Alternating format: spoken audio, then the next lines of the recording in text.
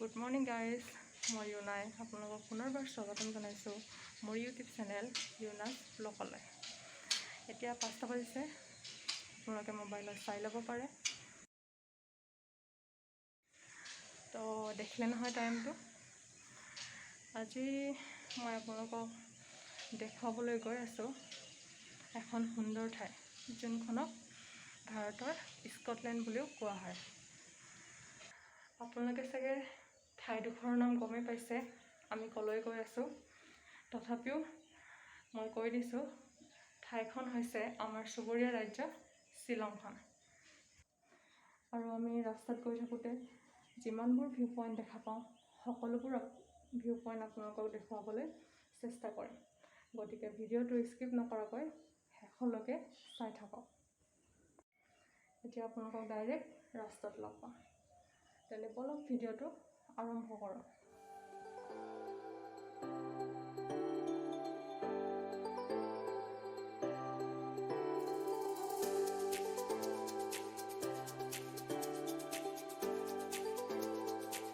এতিয়া আমি যোৰাবাদ আহি পালোঁ আৰু চিধা ৰাস্তাটো দেখিছে নহয়, ইফালেদি ডিব্ৰুগড়, লখিমপুৰ, নগাঁও মানে উজনি অসমলৈ যোৱা হয় আৰু এতিয়া আমি শ্বিলঙলৈ ৰাইট ছাইডৰ পৰা সোমাই যাম।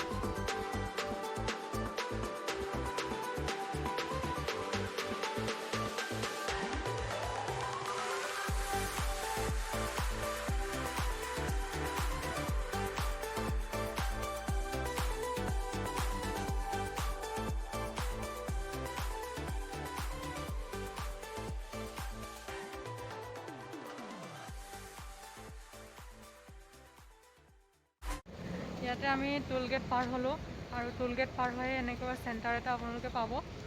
ইয়াতে আপোনালোকে যোনখন শ্বিলঙলৈ সোমোৱা পাৰ্মিশ্যনৰ চাৰ্টিফিকেট সেইটো ইয়াতে পাব আৰু সেই চাৰ্টিফিকেটখন অনলাইন কৰিব লাগে। অনলাইন কৰাৰ পাছত ইয়াতে কাউণ্টাৰ নম্বৰ 2ত সোমাব লাগে আৰু সোমাই তাতে দেখুৱাব লাগে। তেতিয়া তেওঁলোকে এনেকুৱা কাগজ এখন দিব। এই কাগজখন দেখুৱাইহে আপোনালোকে ইয়াৰ পৰা পাৰ হ'ব পাৰিব, নহ'লে পাৰ হ'ব নোৱাৰিব।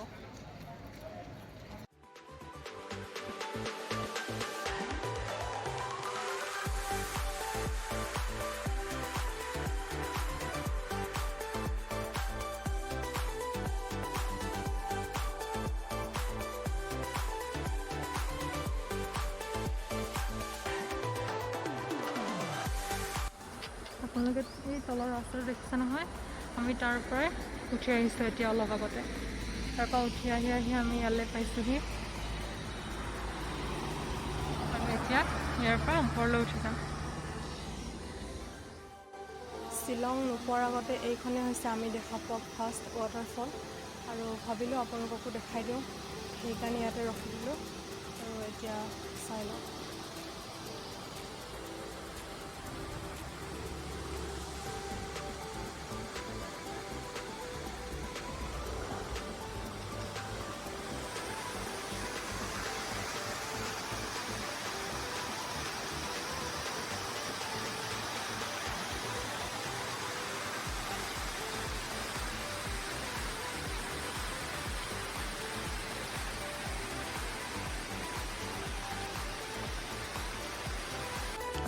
আমি এতিয়া আহি এখন ৰেষ্টুৰেণ্টত সোমালোহি, কাৰণ ৰাতিপুৱাই অহা ভোকো লাগিছে, সেইটোৰ কাৰণে ভাবিলোঁ কিবা এটা ইয়াতে খাই লওঁ। আৰু ৰেষ্টুৰেণ্টখনৰ নাম হৈছে এক্সেলেঞ্চিয়া ৰেষ্টুৰেণ্ট, ৰাস্তাৰ কাষতে লাগি আছে। এতিয়া আমি খাই বৈ ওলাই আহিলোঁ আৰু ৰেষ্টুৰেণ্টখন যথেষ্ট ভালেই আছিল। ইয়াৰ ছাৰ্ভিচ, খোৱা বোৱা ভালে আছিল আৰু সকলোবোৰ। আৰু আপোনালোকে যদি শ্বিলঙলৈ বুলি যায় তেতিয়াহ'লে ইয়াতে সোমাব পাৰিব, আৰু যদি কেছ নাথাকে ইয়াতে অনলাইন পে'মেণ্টো কৰা হয়।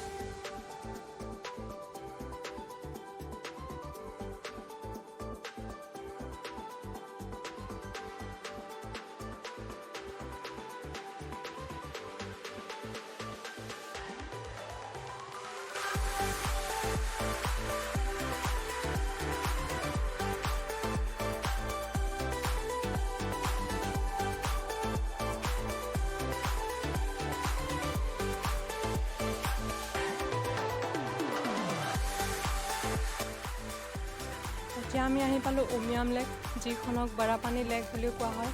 আৰু এই লেকখনৰ ওপৰতে উমিয়াম ডেমখন যিখনক অসম ইলেক্ট্ৰিচিটি বৰ্ডে 1960 চনত নিৰ্মাণ কৰিছিল। আৰু এতিয়া আপোনালোকে লেকখনৰ চিনেমেটিক ভিউসমূহ উপভোগ কৰক।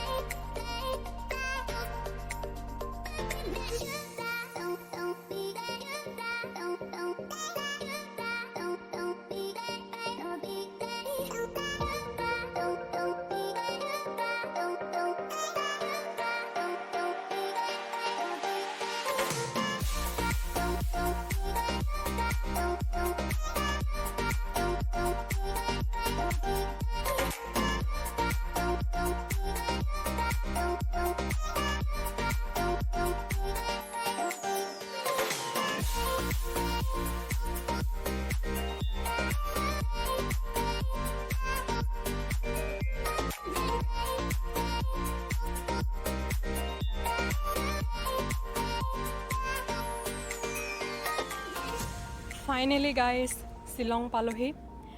এতিয়া আপোনালোকক শ্বিলঙৰ এখন সুন্দৰ ঠাইলৈ লৈ যাম। তেন্তে বলক ডাইৰেক্ট আমি ঠাইডোখৰতে লগ পাওঁ।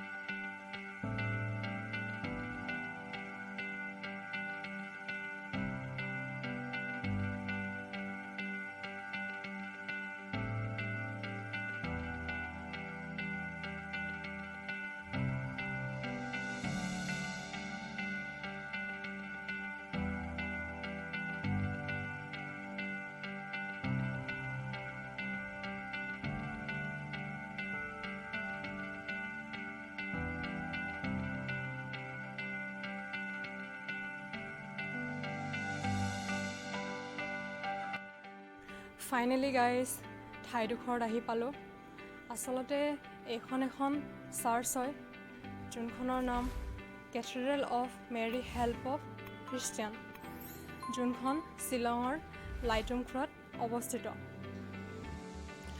আৰু এইখন হৈছে নৰ্থ ইষ্ট ইণ্ডিয়াৰ সকলোতকৈ ডাঙৰ চাৰ্চ, যোনখন পোনপ্ৰথমবাৰৰ বাবে নিৰ্মাণ হৈছিল 1913 চনত জাৰ্মান ফাদাৰসকলৰ দ্বাৰা। তেওঁলোকে সম্পূৰ্ণ কাঠেৰে নিৰ্মাণ কৰিছিল। কিন্তু তাৰ কিছু বছৰ পাছতে 1936 চনৰ 10 এপ্ৰিল তাৰিখে, যিদিনা গুড ফ্ৰাইডে আছিল, সেইদিনাই সম্পূৰ্ণ চাৰ্চখন জ্বলি শেষ হৈ গৈছিল।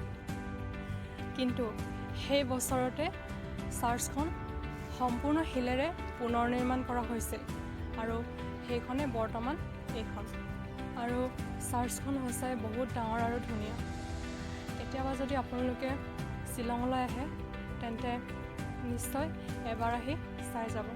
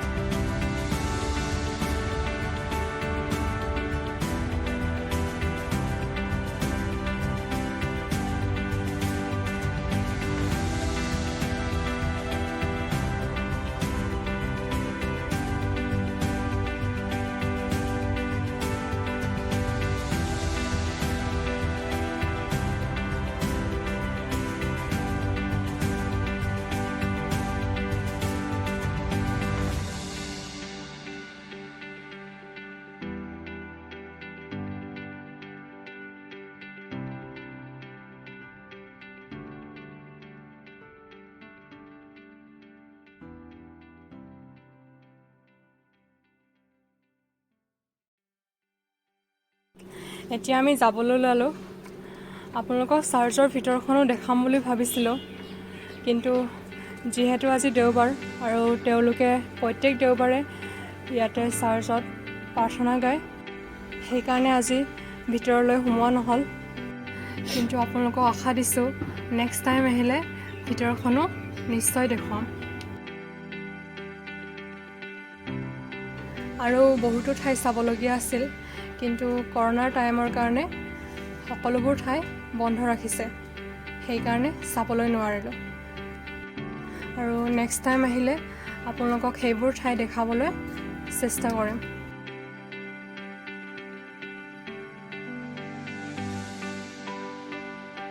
যদি মোৰ এই ভিডিঅ'টি চাই আপোনালোকৰ ভাল লাগিলে তেন্তে ছাবস্ক্ৰাইব, লাইক, শ্বেয়াৰ আৰু কমেণ্ট কৰিবলৈ নাপাহৰিব। আজিলৈ ইমানতে ভিডিঅ'টো সামৰিলোঁ। আকৌ নতুন এটা ভিডিঅ' লৈ আপোনালোকক নিশ্চয় লগ পাম বুলি আশা ৰাখিলোঁ।